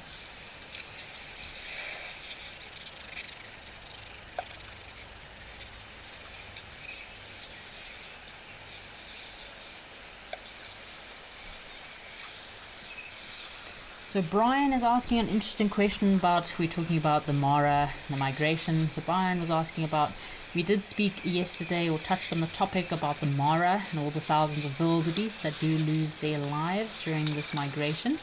So Brian, those carcasses are actually utilized or taken in completely by the environment. So one, the carcasses are fed on by crocodiles, any predators that might be in the area. For the lions, it's like an all-you-can-eat buffet. Had some guides earlier this year that witnessed something like 4 kills in an hour, and they just had lions feeding on carcasses everywhere. So the predators will utilize those carcasses, your birds of prey, of course, then all the little parasites. You do get fish that will also utilize some of those little pieces of flesh that fall off.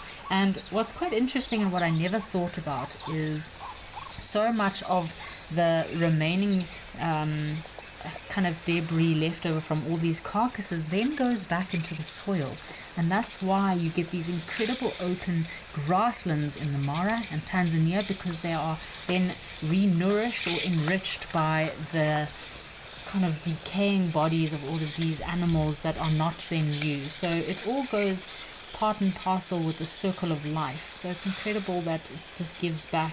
Not all these animals can survive, so it's survival of the fittest, unfortunately, especially in the migration. There's so many animals that are moving through these areas, but yeah, it just all gives back to the environment, which is so important.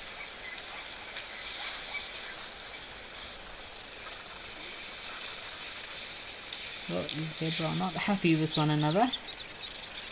So we have Dylan. Dylan is asking a question. Did you study zoology in school, Kerry? Dylan, no, I did not study zoology. I actually studied hospitality. I studied hotel management and catering. Went down that route, but lodge management was not quite for me. and that's when I decided to get into my guiding. So yeah, I did my FAGASA, my field guide qualification, which is based from South Africa, and then I also have my Zimbabwe Learner Guides qualification, which took me a few years to get as well. So yeah, I did lots of courses also along the way. I've got my tracking sign. I've done a few advanced diplomas in nature conservation, and of course as a guide you're always curious, always learning, even from the viewers. We're always learning from the viewers every day. The more we're out there, the more we learn. It's just great to share and learn information. Come on guys, please let the other animals come for a drink. Even the guinea fowl are waiting for a drink now.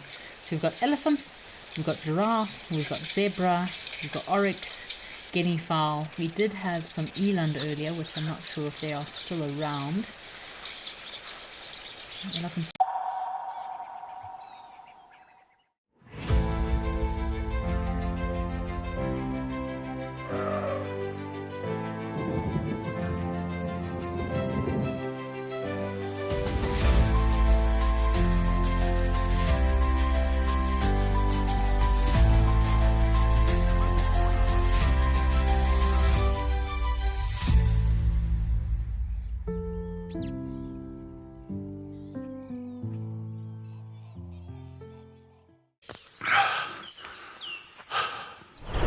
What does it take to handle the wild? Balance. Determination. Focus. Yaku!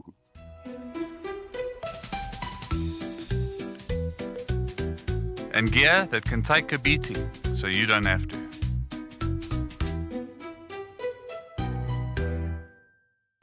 My full name is Cedric Leslie Dold. The best driver at Wild Earth, it is me. I believe I'm the best driver. I think so, because I've...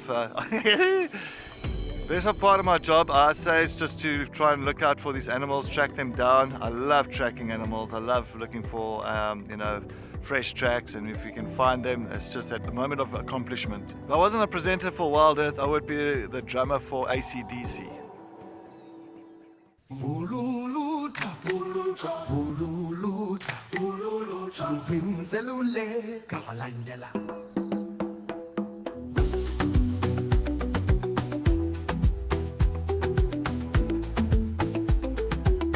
Join us on the greatest and largest game drive in the world.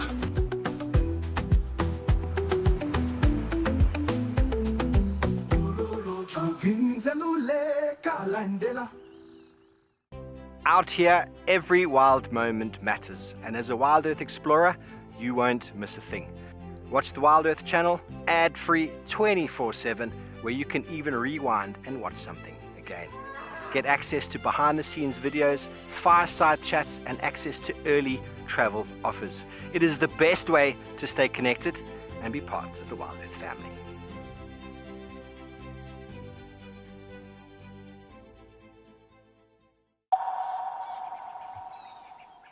Coming for a drink? I don't know if any of our viewers have seen the vulturine guinea fowl. That's one guinea fowl species I would love to see in Kenya. Very beautiful guinea fowl. They're quite a lot taller and quite a bit taller than the helmeted guinea fowl. Very slender and very bright, prominent blue colors on their neck and face. The vulturine guinea fowl.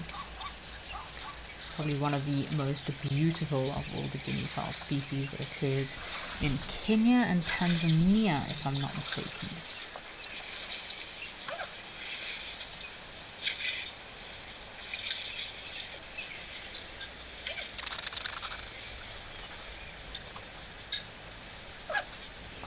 Looks like a few male giraffe there, also desperate for a drink.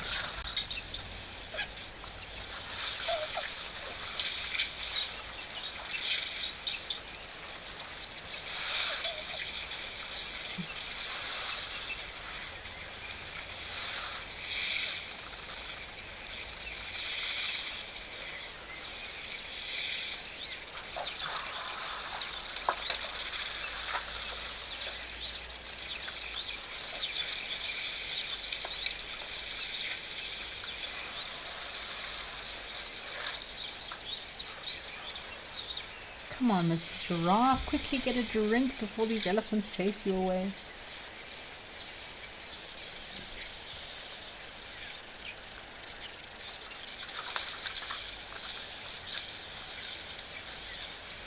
So Dylan is asking a question about zebra. Dylan is asking, do zebra have flat teeth for grazing?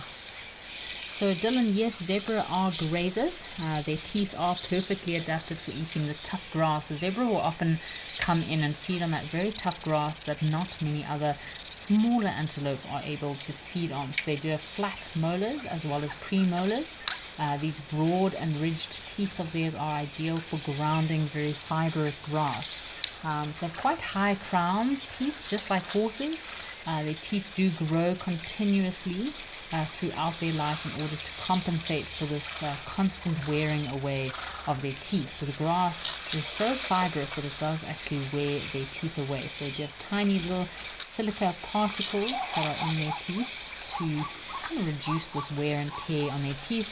The incisors, the front teeth, are almost chisel shaped, perfect for clinging grass close to the ground. You'll often find zebra and wildebeest will graze simultaneously in the same areas.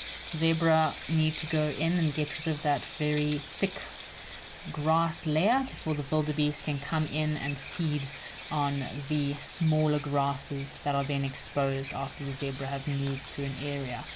So the flat grinding surfaces that zebra have on their teeth break down the cellulose, making this grass very nutrient rich, which would normally be quite tough grass to digest for other species. Zebra do also have a lot of different microbes and bacteria in their stomach to help with the digestion of this very coarse and in some cases unpalatable grass or unnutritious grass. So that's why zebra are quite gassy. It's because of all those tiny little microbes and bacteria constantly working away in their stomachs to digest that grass that they feed on.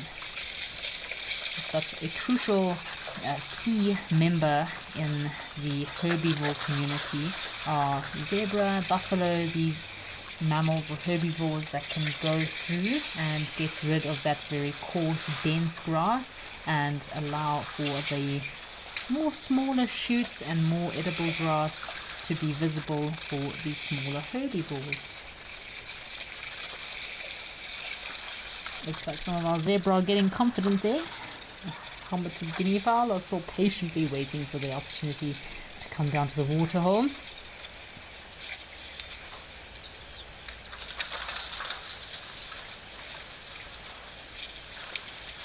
So I do love these helmeted guinea fowls, especially in the early hours of the morning and the evening. It always reminds me of when you're out camping, sitting, watching a waterhole on a camp chair, maybe with a nice cup of tea or a cup of coffee.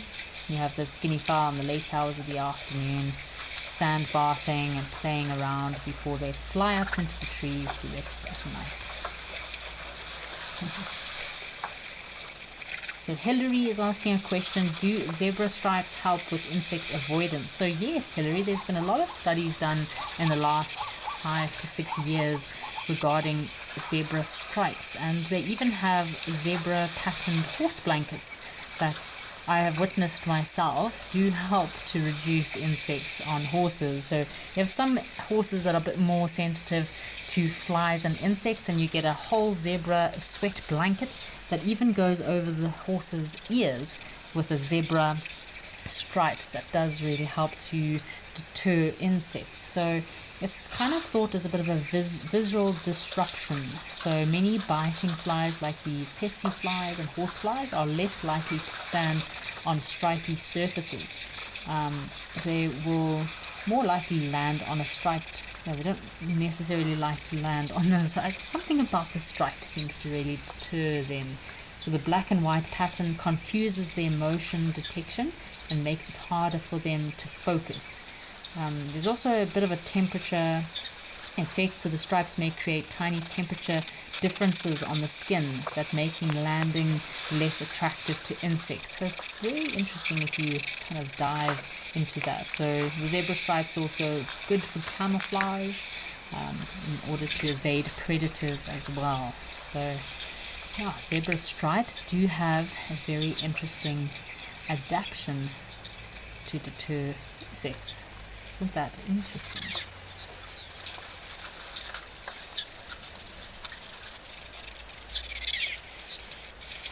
And this poor giraffe male, again he's just patiently waiting.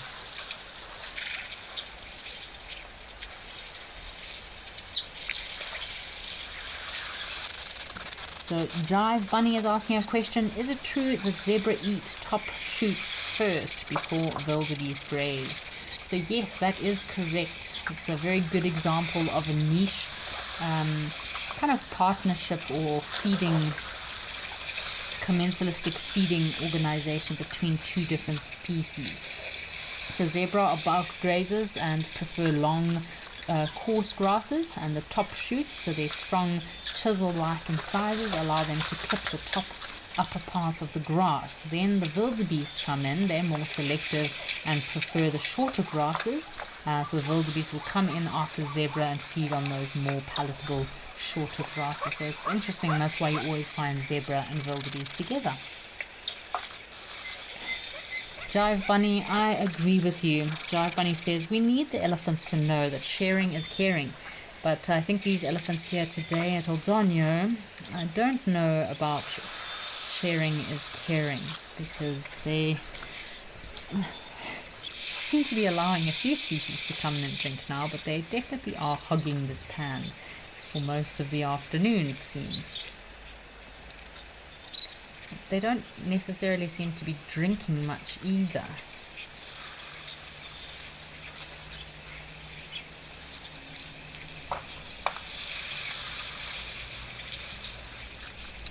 Maybe the oryx will also come in for a drink. The giraffe are normally very nervous drinkers.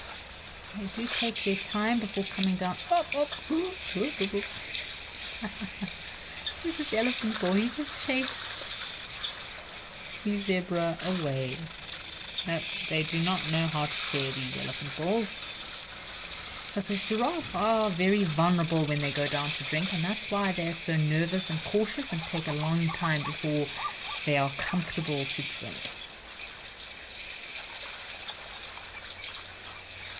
So Ben is asking, why do zebra often mix with wildebeest or other species? So Ben, as I mentioned earlier, we've been talking about the fact that zebra kind of feed on that very tough, thick, dense vegetation or grass, the taller grass.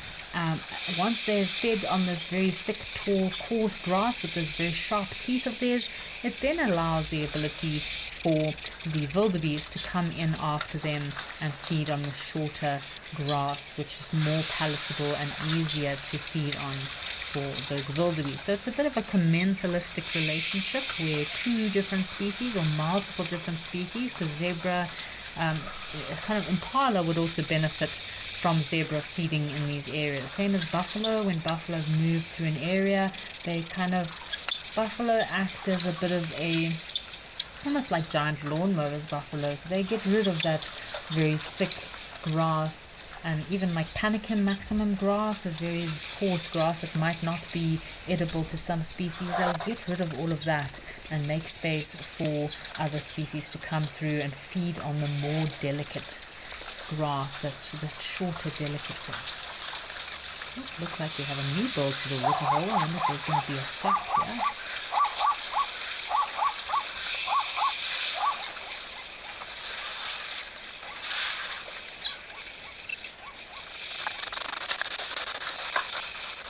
Very unusual tusk formation of this ball that has just arrived. So we've got one, a bit of a disagreement between these elephant balls. We've got one elephant ball that's got one very thick, long tusk, and he's completely missing his second tusk.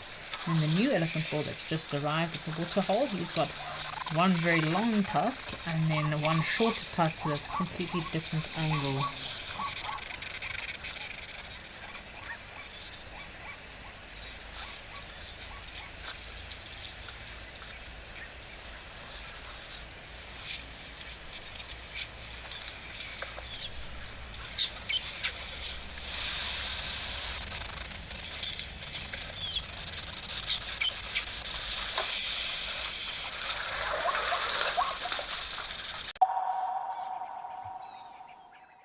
For years, we've shared virtual wildlife. Now, let's experience it for real. I'm Lauren Arthur, and I'd love to show you my amazing home here in the Greater Kruger of South Africa. This 5-night journey is an exclusive connection to my piece of untamed Africa. I live here in these gorgeous landscapes surrounded by epic wildlife. The wild is calling, so come and join me. The Wild Earth Impact Foundation is a non-profit that uses the power of wildlife storytelling as a force for good. We create sustainable development projects that showcase conservation stories, empower people, and inspire environmental action. As a registered South African PBO, you can make a tax-deductible donation to the Wild Earth Impact Foundation. To find out more, visit our website.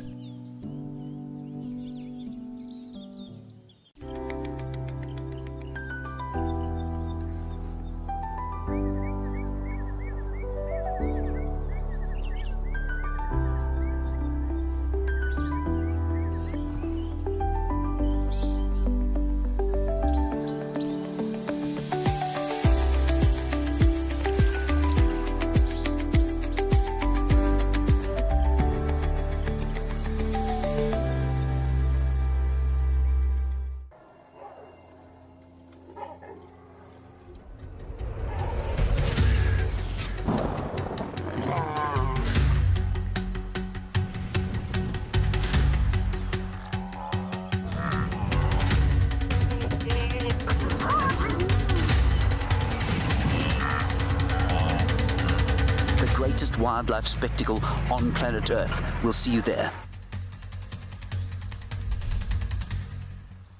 Safari, wine, and waterfalls.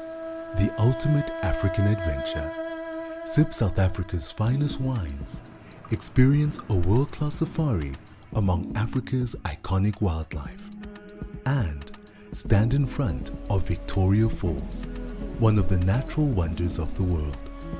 All this can be yours with Wild Earth Travel, where Africa comes alive.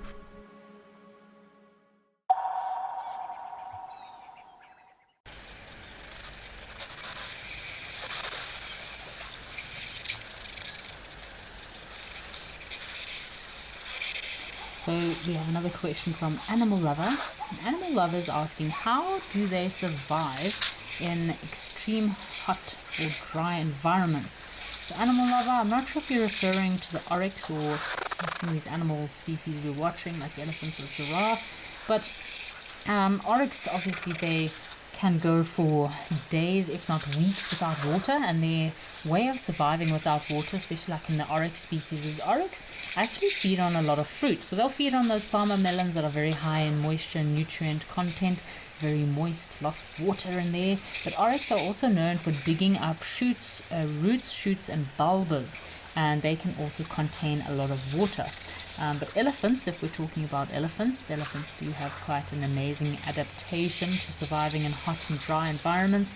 As we spoke about earlier, they have those large ears, which by flapping their ears, they help to aerate their bodies. The ears also act almost like radiators. So elephants flap their ears to cool their body flow down by all those little blood vessels that are inside their ears. So they will cool down the blood vessels, the blood inside, and then circulate their body with nice, cool, fresh blood. Elephants will also mud bath. So there's all these adaptations and kind of mechanical ways of cooling themselves down. They can also spray themselves with water, go stand in the shade. Elephants need to drink a lot of water as well to keep them cool. So all these little mechanical methods do help to keep them cool. Giraffe, for example, it's quite interesting how giraffe spots and the patterns of giraffe are also a way of cooling their bodies down.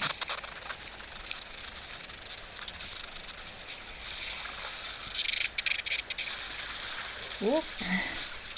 This elephant is now mud bathing himself. So George is asking a question, why do you think antelope don't have the same set of horns? So George, different antelope species have different horns depending on obviously how they've adapted to surviving in the environment, what the purpose is of their horns, and the predators that would chase after these antelope. So these oryx here have long, almost spear-like horns, and they use those horns if there's any predator that might jump on their back. They can stab a lion or predator that might be hanging onto their back, or they run straight towards the lion and try to stab them if they are alone. Oryx, obviously their horns are also used for fighting, so the males will fight quite aggressively with their horns. Buffalo, seeing as buffalo are hunted mostly by lions. We were listening to David on the Sunset Safari yesterday, and he was talking about there was this famous female lion over in Kenya at one of the camps that they knew of, that's from the Topi pride of lions, and she was famous for hunting buffalo. And since she passed away, they have not been hunting buffalo so much, and she was actually killed by a buffalo. So those curved horns of buffalo are very fatal when it comes to if they penetrate a lion. So I think shame that poor female lion, she got a bit of a nasty injury from a buffalo horn, and she did not survive her injury. So every different animal, antelope that has different horn shapes, lengths, sizes, it's all adapted to fitting into their lifestyle as well as protecting them from predators. Whoa, check out all these giraffes. Mostly males, and looks like one female. So Jive Bunny, yes, I do really feel sorry for these giraffe and the oryx. Thank goodness the oryx are finally getting a chance to come down to drink, but it seems like they have been waiting for quite some time.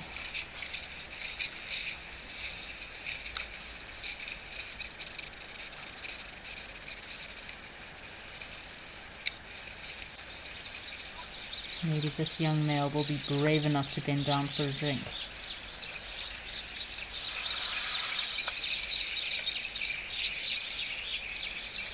Looks like lots of oxpeckers around. Yes, these giraffes do have a lot of parasites that need removing from these little oxpeckers.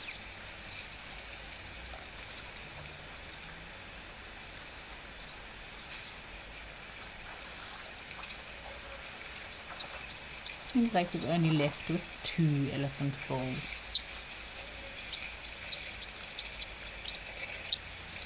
I think there was a superb starling as well. So it's amazing, once the elephants leave, all the other herbivores can then come in for a drink.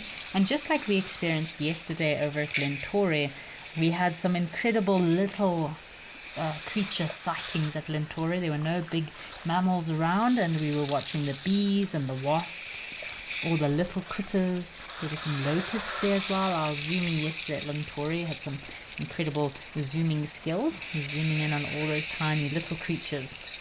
So as we mentioned earlier with waterholes, when we were over at Sorrendella in Thorny Bush, obviously that waterhole does have more of a natural timeshare schedule. I think Old Donyo is quite a busy pan. I don't see when there's much opportunity, when there's no animals around. I mean, it is the heat of the day, so I know pans like this are very busy in the heat of the day, but in quieter watering holes and pans, when there's not so many big herbivores, that's the perfect time for all the smaller little creatures like squirrels and bees and insects and wasps and little bushbuck and smaller antelope to come down to drink. So a busy waterhole like this, I think it's not going to be, you're not going to have many smaller creatures coming to this waterhole when it's so busy like this. Although the doves are always around, they always try to get an opportunity to have a drink.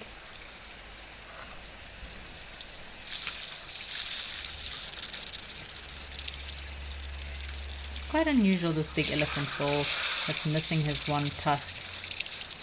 So again, sometimes if they get severe damage or injury to the top of their tusk where it goes into their actual jaw, it can prevent the new tusk from growing. But in most cases, their tusks do grow back.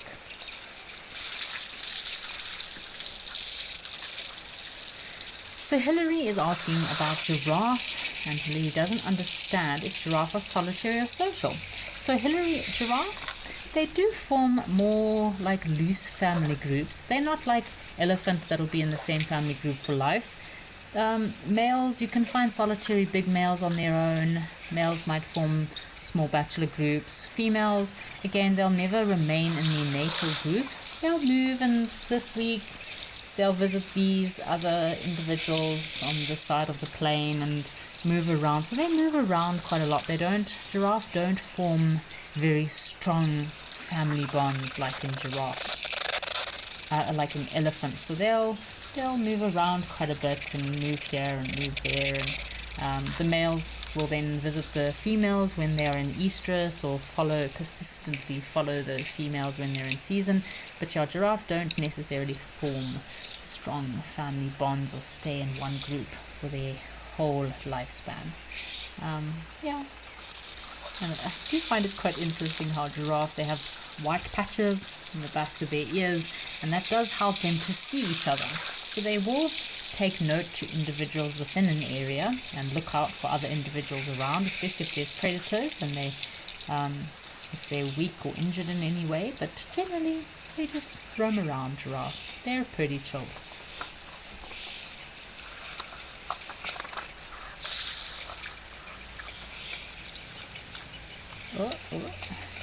The zebra are a little bit skeptical moving across this rocky area. They're not too fond of moving across uneven rocky terrain, just like elephants. So if you're trying to protect anything from elephants, like trees, for example, I have done a lot of tree protection in volunteer programs and on game reserves. The best way to protect trees from elephants, like baobab trees or your acacia trees, any of these large trees that might have been put under a lot of elephant pressures, you can put rocks around the trees.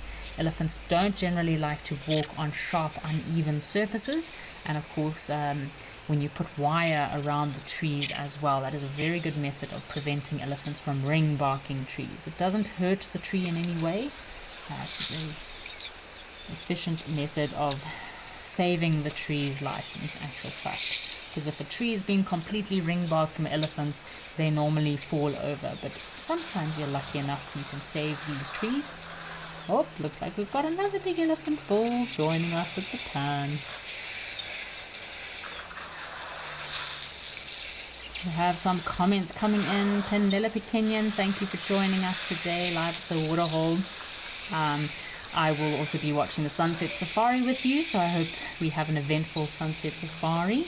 Melanistic Marble sent through a comment. The commentary and chat really makes the show special. Melanistic Marble, if it wasn't for all of you viewers watching at home, we wouldn't have a show. So big thank you to all of our viewers for all the questions and comments, keeping my brain sharp. Really appreciate it. Jive Bunny says, wonderful show and knowledge, Kerry. Thank you.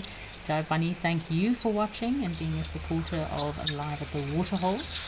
Also have a comment from Lion Lloyd here.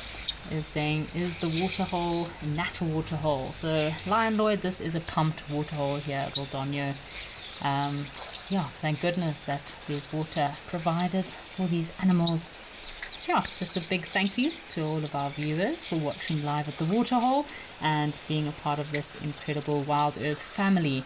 I look forward to seeing what's coming up on the Sunset Safari from me and the rest of the Wild Earth team. I just want to wish you all a very lovely thirsty Thursday. Dying to see what comes up in Kenya and all the other locations in the Sabi Sands, Amakala. So much wildlife out there to explore from the comfort of your home. Have a lovely day, folks.